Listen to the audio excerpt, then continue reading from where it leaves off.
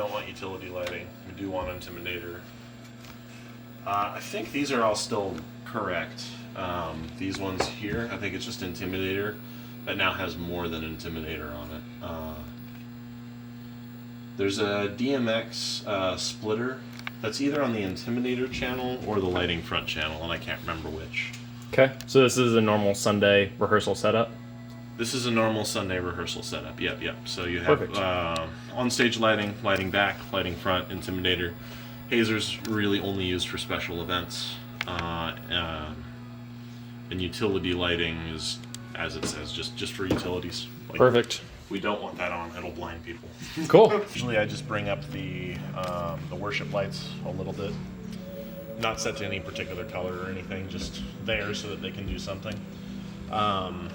The positions of all of the lights, including that back row of lights, the ones that are kind of yellowish right now in the background there, the positions of those lights, as well as the focus and everything, are controlled by fader number 1. Fader number 1, you always want to immediately set that to full. Cool. We also didn't go over the first prerequisite, which is making sure you're on the right profile. So on the lighting console, you go into the hamburger menu at the top, go into Files, and then make sure that the name of your show is Sunday Master. If it's not, then you can go Load Show and find Sunday Master in the list. That should get you something that basically looks like this, with these general controls, especially these two bottom rows in the execute panel, which is the hamburger menu execute. Awesome. Cool. So now the musicians on the front have light, but whoever's in the drum booth is kind of in the dark. It's completely dark over there. Channels 19 and 20 control the drum lighting. One is just the white light that kind of shines over the side of the drummer's head, and the other is the whatever light that we use to color match the drum booth with everything else, and that's kind of a front light. These are generally pretty low during service, like really low. Like we barely illuminate those, but pre-service I'll put them up a little bit higher. And so at this point, we need to adjust the stage so that we are bringing in all of the background vocals we want, and none of the background vocals we don't want. So we'll take a quick look at our list here, and we'll see that our worship leader is Jared, and we have, looks like a full roster of background vocals. Well, minus one. So we have, we have 5 instead of 6. So on the stage layout up front, we can see that where those are going to be. We can see that we have.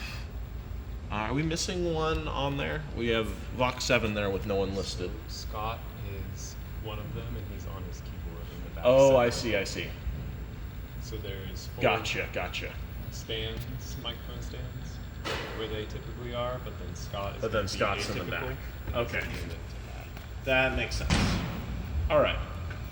So we need to set up the positions of this row of lights right here so that we have all the right lights in there. So just pulling up this fader as is right now, we can see that we have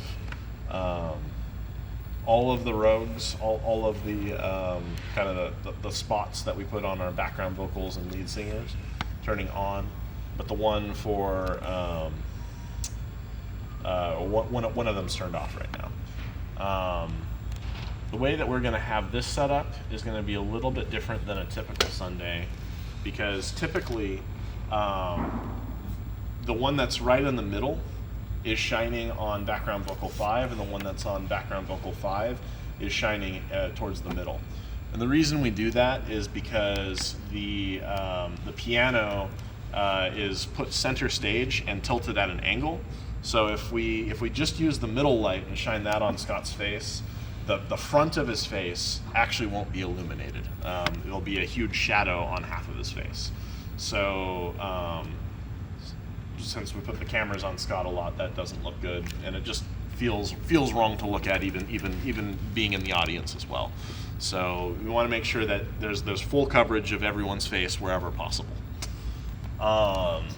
Because this week we have Jared, who's just a vocalist leading from center stage, we actually want to undo that inversion.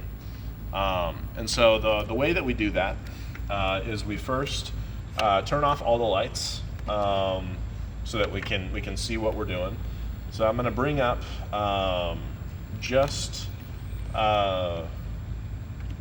so these faders right here are mapped to the lights 1-to-1.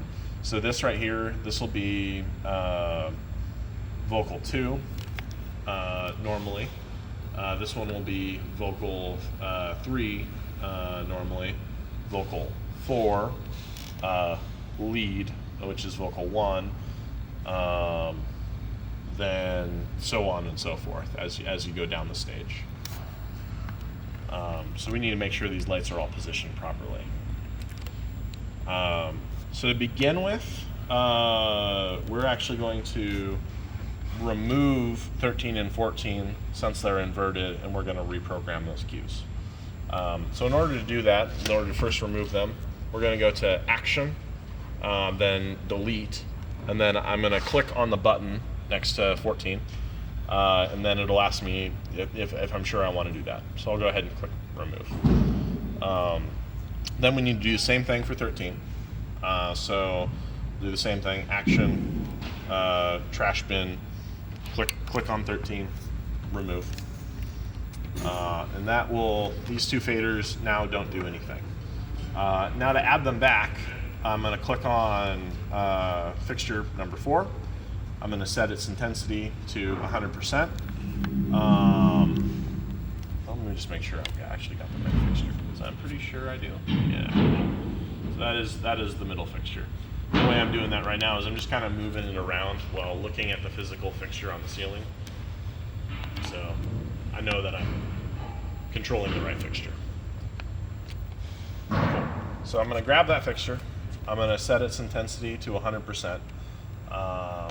And then I'm going to hit the record button up top. Right there. Record. And then I'm going to click on fader 14. Now at this point I have programmed fader 14, but it still has, when I manually set when I manually set the intensity of fixture 4, that intensity is still programmed.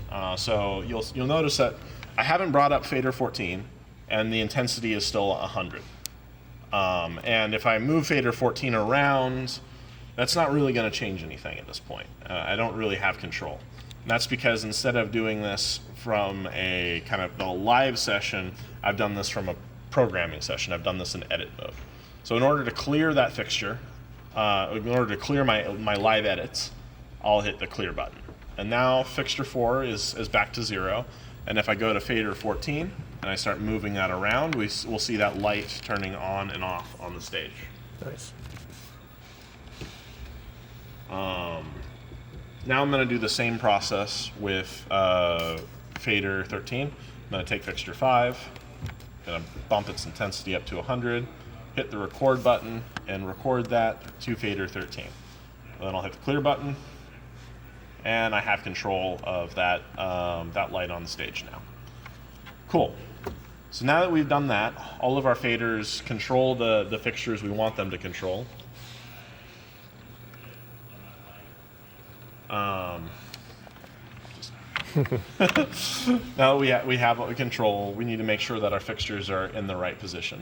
It's a little hard to do this when the background vocals aren't up there, but we can kind of rough it in just based off of where the microphones are. It's also best to do this when you have the house lights turned off, so you don't have any other sources of light interfering with what you're doing. So I'm gonna go ahead and turn on fixture 14, and we can look at the stage and we can see that that's nowhere near where I want that to be right now. It's pointed towards the drum booth, and I need it center stage. So what I'm going to do is I'm going to tap on fixture 4 because that's the center fixture here. You can see it on the big screen what I've got selected. This is nice because when I'm using the touchscreen for other things, you can still always see what's going on, what fixtures have what intensity values and their color, which is nice. So got fixture 4 selected and only fixture 4 selected. So now I'm going to go to position, and once you're in the position menu, as long as you are set to position and not to effects, you can use a knob B and knob D to affect the position of the fixture. Knob B is the pan of the fixture, so you can move it from right to left or counterclockwise and clockwise. And then the other fixture moves the tilt. So you can position the fixture pretty precisely where you want. And I know that the Jared, who's leading, probably isn't actually going to stand center stage because there's a trough center stage and it's uncomfortable for the vocalist to stand there. So as much as I would want him to stand center stage, he's probably only going to have one foot on the trough instead of straddling it. So I'm going to put the light just a little bit to the side, so that it's not quite centered. But I'm going to guess that this is about the position that I want that. Ideally, I'd have someone standing there, and I'd be able to see how much of their body I'm covering. If you're not fully covering someone's legs, that's fine. You need their torso and their head in frame, and you especially need their face to be clear. That's what's most important. All right. So I've kind of positioned this where I want at this point. I'm not fully certain that this is where I want it, but I can always adjust it later at this point. So now I need to take this position that I've just programmed, and I need to program it into the fader up here. Quick note, there's nothing on this board that lets me specifically say that I only want to program the position. So any other edits I have made will also be saved here. So if I change the color of this fixture, for some reason it's blue now. If I change the focus level on this fixture, if I change the intensity of this fixture, all of this information will unfortunately be saved to the position fader. And that's a problem because we don't want those positions saved on the position fader. We only want positions on the position fader. So if you realize you've made that mistake, before you make that mistake, before you program the position fader, always do a quick double check in your mind to make sure that you're only programming the position. And if you're not certain, immediately hit the clear button. Yes, the position that you just programmed will go away, but you're going to save yourself so much headache. Now that I've hit the clear button, I'll go ahead and I'll hit the position button, and I'll move the light over back to where I wanted it. And at this point, I'm absolutely certain that I haven't touched anything other than the position of this fixture. So I'm going to go ahead and record that. And in order to record this, I don't want to just hit the record button and then just hit the button under fixture 1, because this is going to override the fixture 1 with just this change. Now instead I want to take the changes I just made and I want to merge them in here. So what you need to do is, after you hit the record button, a new button will pop up that says show options. So you want to hit that button, and then after hitting that button, another button shows up called merge. Hit the merge button, and then hit the fader. And now at this point, that position should be programmed into the position fader. Now keep in mind, we won't know that until I hit the clear button. because the clear button in the editing mode is still there. So the position that I've set is still there. So I can tell real quick if I just go back to the position, I move the position of the light again real quick, and now we can see, okay, yep, I moved the position again. Now I'm going to smash that clear button, and I should see the light jump to where I just programmed it. And since it's back there, I know I've successfully programmed that. In addition to changing the position of these lights, you may want to change the zoom or focus of the lights. And in order to do that, you do that from the beam menu on the board. So I can select the fixture that I want, fixture 4. I can go into beam and under beam, because there's a bunch of different tabs here, there's zoom. And I can control the zoom, and that'll control the scope of where that light's going to hit. I don't want that to be too wide, or I'm going to hit things that I don't want to hit. I don't want it to be too small, or when Jared raises his arms, as he absolutely will do at some point during the night, they're going to be in the dark, and that'll be awkward. Cool.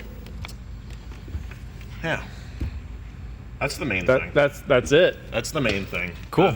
I've got a bunch of other lighting tips we could go through, but But hey, great start. yeah. Thank you, Jordan. Yeah.